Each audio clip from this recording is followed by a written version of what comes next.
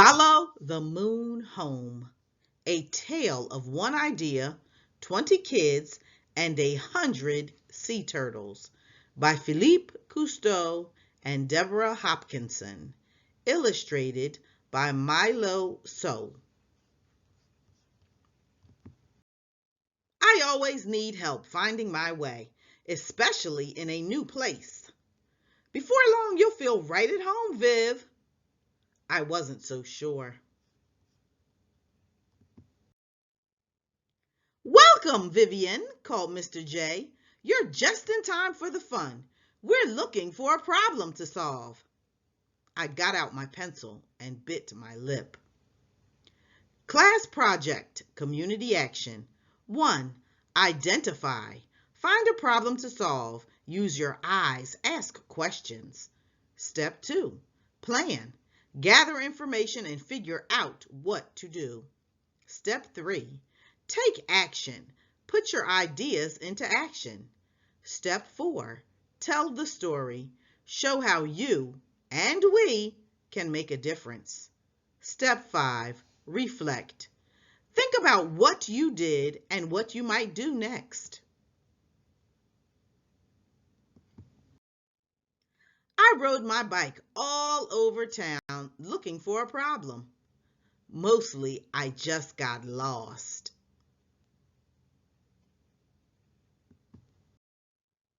On Saturday, I took Samson and Luna for a run on the beach. Mostly they pulled me. Let's make a gigantic hole, I gasped, plopping down. My big digger and my little digger sprang into action. Suddenly, it was raining sand. Looks like fun, but be sure to fill in that hole, said a man walking by. It's nesting season. I smoothed out the sand and we all went to look. What do holes have to do with turtles? Loggerhead turtle nesting area.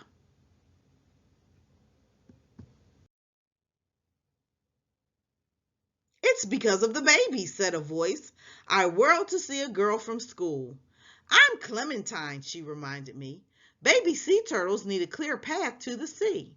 Holes and sand castles get in their way. I didn't know we had sea turtles here. Samson pulled on the leash. We do. Ah, and look what happened to this baby, cried Clementine. Why were you going the wrong way, little one?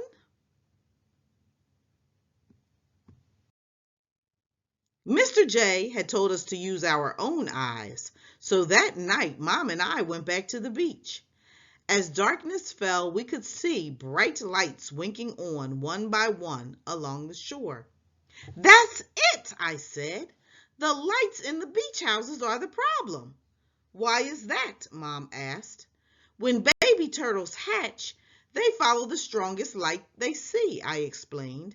So if they head away from the sea, they get dehydrated and die. My heart sank as I stared at the houses. There are so many. How can we ask all these people to turn off their lights? Most of these houses are vacation rentals, Mom said. That means new people come to stay every few days. We'd have to knock on doors every night. Clearly, I needed help to solve this problem, and I knew just how to get it. On Monday morning, Clementine and I raised our hands first. We told the class what we'd learned and observed about loggerhead sea turtles. The sea turtle eggs are starting to hatch, I went on. To save the hatchlings, we need the whole class, the whole town, to help. And that's how Lights Out for Loggerheads began.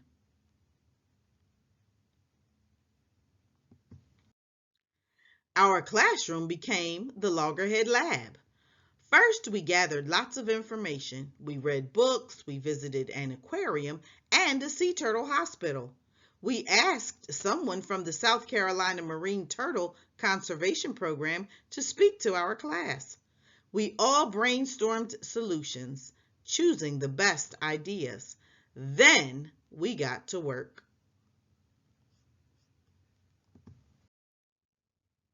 We made posters and delivered them all over town. We wrote fact sheets for all the vacation beach houses. Lights out for loggerheads. Let's keep our beaches dark. At night, turn off outside lights and keep curtains closed. Thank you. Invitation to the town hall. To pay for printing our flyers and posters, we held a bake sale. Andy, the coffee shop man, donated a whole pan of his famous granola. Happy to help. The editor promised to put my article in the community newspaper. Nice to have a new writer in town, she said. The printer gave us a discount for the loggerheads. Rebecca and Max learned how to spread the word on the internet. Mr. J helped us write a press release. I was on TV as a class spokesperson. We invited volunteers from Scooped, South Carolina United Turtle Enthusiasts, to a town meeting. When the big night arrived, the room was packed. The room buzzed with ideas. We talked about how to make our beach a great place for turtles, how to mark nests, run nightly patrols, what to do if hatchlings get in trouble.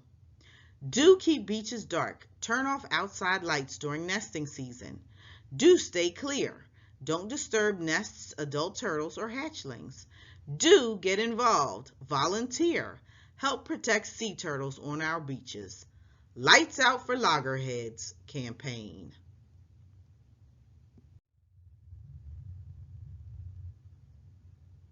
At the end, we decided to form our own volunteer group. People cheered for our class. Mr. J beamed. I'm proud of you all. That was the best night ever. Until on the last evening of summer school, we went on a turtle patrol. Lots of parents came too. Everyone smiled as we watched the lights along the beach go out, one by one. We had done it. Suddenly, a movement on the sand caught my eye.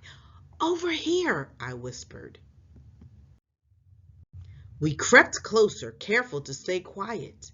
A crescent moon shone on the waves. The sea glittered like silver. I made out first one, then two hatchlings. Soon the sand seemed to boil over with life. Tiny turtles, no more than 2 inches long, burst from the nest. We watched, barely daring to breathe. Would they know where to go? Then they were off, scurrying over the sand and into the shimmering sea. We stood together, smiling and silent with wonder. Then, just like the turtles, we followed the moon home.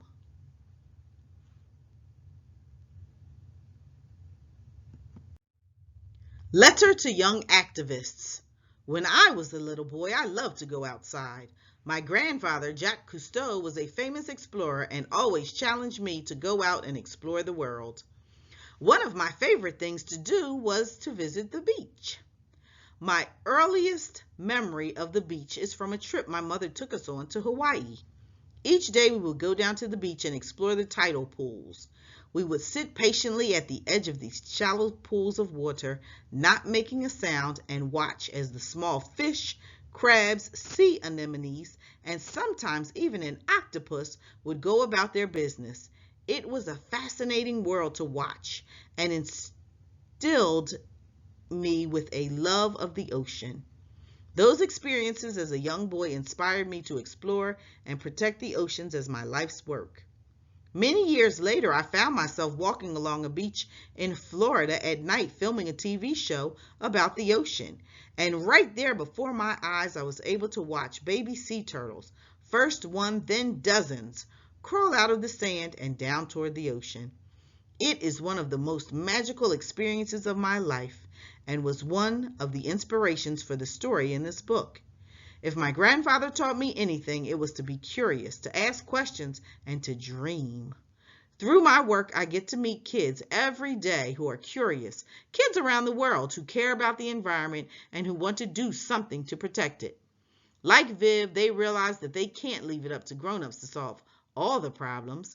They realize that they have to get up and do something themselves to change the world. And you know what? They do.